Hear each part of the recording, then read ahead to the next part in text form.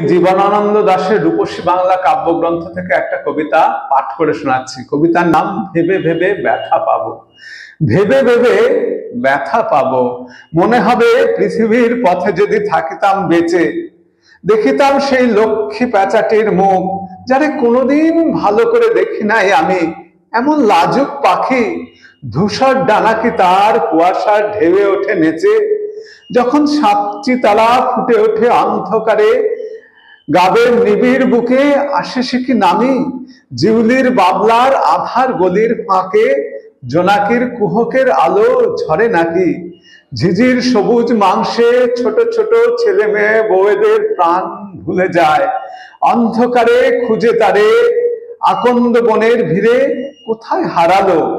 মাকাল লতার তলে শিশিরের নীল জলে কেউ তার পাবে না সন্ধান। আর সেই সোনালি চিলের ডানা, ডানা তার আজও কি মাঠের কুয়াশায় ভেসে আসে।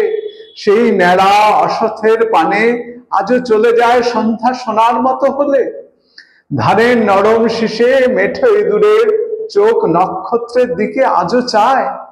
আশ্চর্য বিস্ময়ে আমি চেয়ে রব কিছু কাল অন্ধকারে বিছানার কোলে।